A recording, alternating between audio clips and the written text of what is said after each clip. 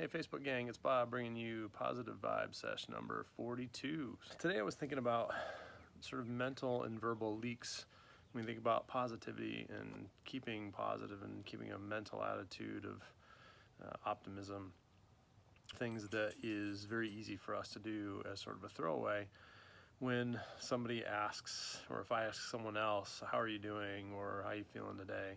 And a lot of times I'll get these sort of throwaway answers, which again is very common for social interactions, especially when they're quick. But I'll hear things like, oh, I'm living the dream, or no, same old, or another day in paradise. And those, while they don't rise to the level of pet peeve, like I'm not angry with anybody for saying them, but I make a mental note to myself and I sort of check in on, as they say that, what are they really communicating to me?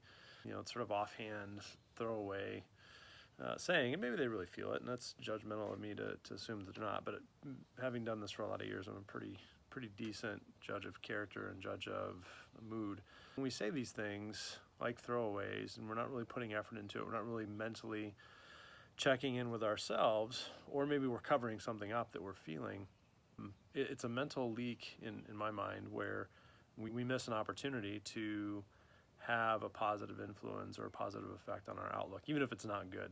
So I try not to lie when people ask me how I'm doing. If I'm not having a good day, it's usually pretty clear, but I'll communicate that. I'll say, you know, I'm not in a great mental frame of mind today.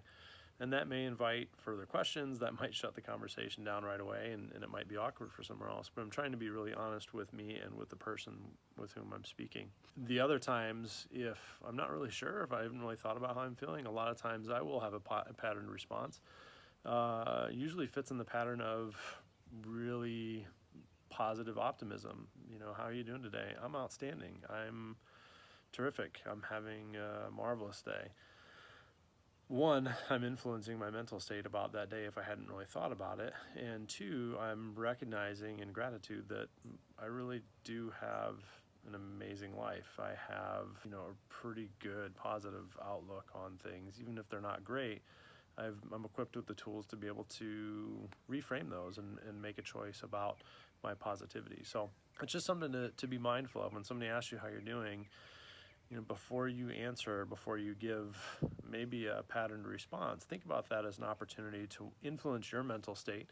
It also could influence somebody else's mental state. I often find that when I communicate that I'm outstanding, and I do it with enthusiasm, that tends to perk the other person up, and they say, well, maybe I'm not outstanding, but I'm doing pretty good.